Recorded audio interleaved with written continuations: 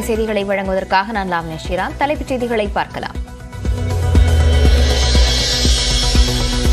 அருணாச்சல பிரதேசத்தின் 30 பகுதிகளுக்கு சொந்தம் கொண்டாடி வேறு பெயர் சூட்டிய சீனா.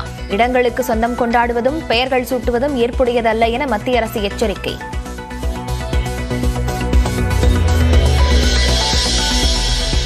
கச்சத்தீவை இலங்கைக்கு கொடுத்ததில் திமுக இரட்டை வேடம் போடுவதாக பிரதமர் மோடி குற்றச்சாட்டு.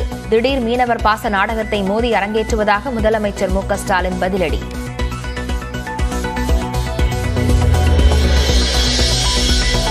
வாஜ்பாய் பிரதமராக இருந்தபோதும் தமிழக கட்சிகளுடன் பாஜக கூட்டணி வைத்திருந்த போதும் தமிழக மீனவர்கள் கைது செய்யப்படவில்லையா என ப. சிதம்பரம் கேள்வி. 2015 வெளியுறவுத்துறை அமைச்சகம் எடுத்த நிலைப்பாட்டை தற்போது மாற்றிக்கொண்டு விட்டதா என்று ஜெயராம் ரமேஷ் வினா.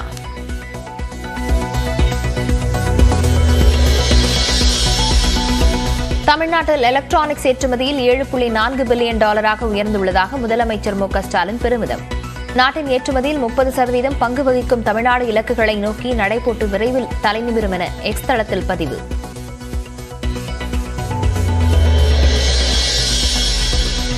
பாமக பச்சோந்தி மாதிரி கூட்டணி மாறிக்கொண்டே இருப்பதாக எடப்பாடி பழனிசாமி விமர்சனம். அப்பப்ப பச்சோந்தி நிறமாற மாதிரி அப்பப்போ ஏதோ ஒரு கூட்டணியில் சேர்த்துக்குவாங்க. நீங்க ஜாதி வாரி கணக்கெடுப்பு வேணுங்கிறீங்க. இப்போ நீங்க கூட்டணியில் அங்கமிக்கின்ற கட்சி ஜாதி வாரி கணக்கெடுப்பு நடக்காதுன்னு சொல்லியாச்சு. அந்த கட்சியோட போய் கூட்டணி வச்சிருக்கிறீங்க. அப்படியே உங்களுடைய கொள்கை என்னாச்சு? அதிமுக அழிந்துவிடும் நிலையில் இருந்த போதெல்லாம் பாமக தான் உயிர் கொடுத்ததாக அன்புமணி பதிலடி. நீங்க உண்மையிலே மனதார நீங்கள் எங்களுக்கு 10% நீங்க இடஒதுக்கீடு கொடுத்திருந்தீங்கன்னா நாங்க உங்க கூட காலம் முழுவதும் ஆனா அப்படி நடக்கல. நாலாவது, பாட்டாளி கட்சி ஒவ்வொரு முறையும் அதிமுகவுக்கு உயிர் கொடுத்து கொண்டு வருவது பாட்டாளி கட்சி. கொள்கை என்று வந்துவிட்டால் மாமன் மச்சானாக இருந்தாலும் சமரசம் செய்யக்கூடாது. காங்கிரஸ் சார்பில் போட்டியிடும் அன்புமணியின் மைத்துனர் விஷ்ணு பிரசாத் ஆவேசம். தனியாக கூட நின்றிருக்கலாம், ஆனால் இந்த மோடியோடு கூட்டணி வைக்கும் பொழுது உங்களை பற்றி நாங்கள் என்ன சொல்லுவது? வேறு வழியே இல்லை என்று சொன்னவுடன் எதிரே நிற்பவர் மாமனாக இருந்தாலும் மச்சானாக இருந்தாலும் குறி தவறாமல் சுடு என்று அர்ஜுனனை பார்த்து சொன்னவர் யார்? பாஜகவுடன் கூட்டணி அமைக்க தனக்கு ஆசை காட்டப்பட்டதாக சீமான் பேச்சு. பாஜகவுடன் கூட்டணி வைத்தால் கேட்ட சின்னம் கிடைப்பதாகவும் கருத்து. என்ன மிரட்டிருப்பாங்க, எவ்வளவு ஆசை வார்த்தை காட்டியிருப்பாங்க. என் காதுல டன்னா தேனை ஊத்துனாங்க. ஏன் நான் சரணடையில சமரசம் பண்ணல?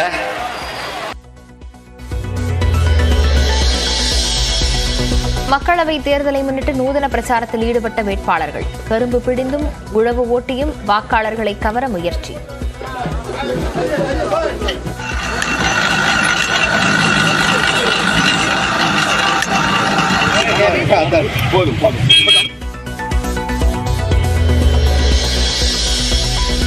தூத்துக்குடி திமுக வேட்பாளர் கனிமொழி காரில் தேர்தல் பறக்கும் படை சோதனை. 3வது மைல் பகுதியில் காரை நிறுத்தி சோதனை நடத்திய அதிகாரிகள்.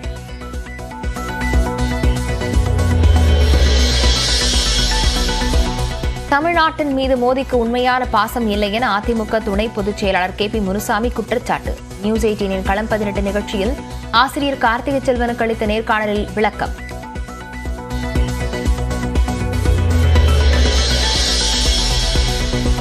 போதைப்பொருள் வழக்கு விசாரணைக்கு ஆஜராக அவகாசம் கோரி டெல்லி மத்திய போதைப்பொருள் தடுப்பு பிரிவுக்கு இயக்குநர் அமீர் கடிதம். ரம்ஜானுக்கு பிறகு விசாரணைக்கு ஆஜராக தயாராக இருப்பதாக விளக்கம்.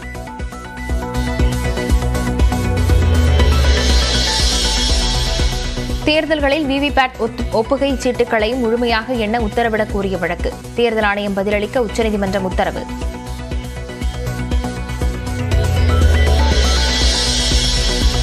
மிகப்பெரிய ஊழல்வாதிகளுக்கு பாஜக தான் சிவப்பு கம்பள வரவேற்பு தருவதாக ராகுல் காந்தி குற்றச்சாட்டு. ஊழல்வாதிகளை பாதுகாப்பதே மோடி அரசின் கேரண்டி என்றும் விமர்சனம்.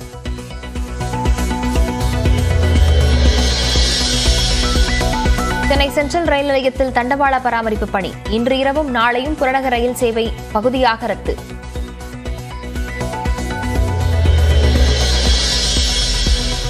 அமலாக்கத்துறை காவல் முடிவடைந்ததால் திகார் சிறையில் அடைக்கப்பட்டார் டெல்லி முதலமைச்சர் அரவிந்த் கெஜ்ரிவால். 2ஆம் எண் கொண்ட தனி அறையில் அடைப்பு.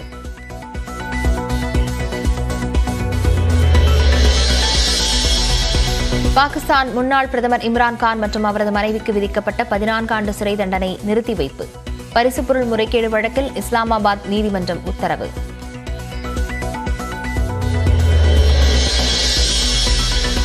சிரியாவில் உள்ள ஈரான் தூதரகம் அருகே இஸ்ரேல் வான்வழி தாக்குதல். ஈரான் புரட்சிப் படையின் முக்கிய தளபதி கொல்லப்பட்டதாக அறிவிப்பு.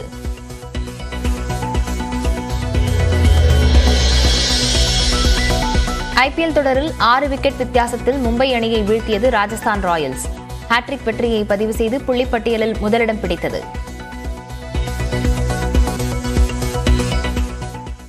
அருணாச்சல பிரதேசத்தை சொந்தம் கொண்டாடி வரும் சீனா மேலும் 30 இடங்களுக்கு சீன பெயரை சூட்டியுள்ளது.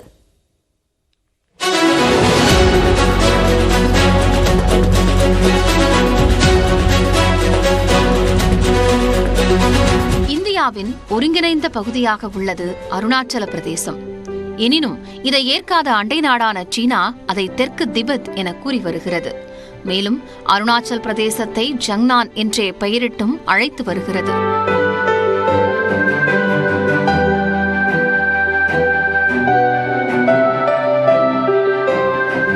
இது தவிர அருணாச்சல் பிரதேசத்தில் உள்ள இடங்களின் பெயர்களையும் சீன மொழியில் மாற்றி அமைத்துள்ளது.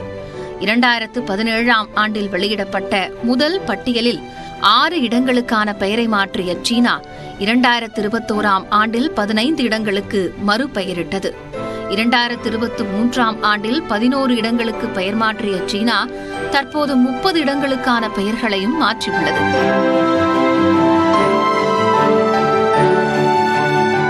பதினோரு குடியிருப்புகள், 12 மலைகள், 4 ஆறுகள், 1 ஏரி மற்றும் 1 மலைப்பாதைக்கு சீன மாண்டரின் திபெத்திய மொழியில் புதிய பெயர் சூட்டியதாக சீனாவின் அதிகாரப்பூர்வ நாளிதழ் செய்தி வெளியிட்டது. மே 1ஆம் தேதி முதல் இந்த பெயர் மாற்றம் நடைமுறைக்கு வரும் என கூறியுள்ள சீனா பெயர் மாற்றத்தை உரிய அங்கீகாரம் இல்லாமல் மொழிபெயர்க்க கூடாது என்றும் தெரிவித்துள்ளது. கடந்த மார்ச் மாதம் அருணாச்சல் பிரதேசம் சென்ற பிரதமர் நரேந்திர மோடி நிலத்திலிருந்து சுமார் 13,000 அடி உயரத்தில் அசாமின் தேஜ்பூரையும் அருணாச்சல் பிரதேசத்தின் துவாங் பகுதியையும் இணைக்கும் சுரங்கப் பாதையை திறந்து வைத்தார். அது முதலே அருணாச்சல் பிரதேசத்தில் இந்தியாவின் நடவடிக்கைக்கு சீனா தொடர்ந்து எதிர்ப்பு தெரிவித்து வருகிறது.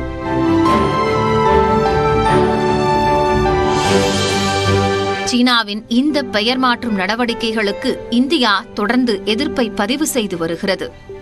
இதுகுறித்து பேசிய வெளியுறவுத்துறை அமைச்சர் ஜெய்சங்கர், சீனாவின் அந்த அறிவிப்புகள் ஒன்றும் புதிதல்ல என்றும் சீனாவின் கேலிக்குரிய இந்த அறிவிப்பு எதிர்பார்த்ததுதான் என்றும் தெரிவித்துள்ளார்.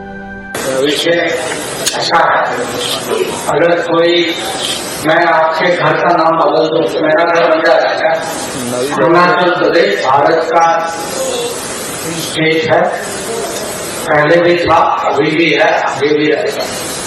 तो ये नया नाम बदलने से कुछ नहीं। और ये लद्दाख का विषय जो है एक्टिविस्ट होते हैं.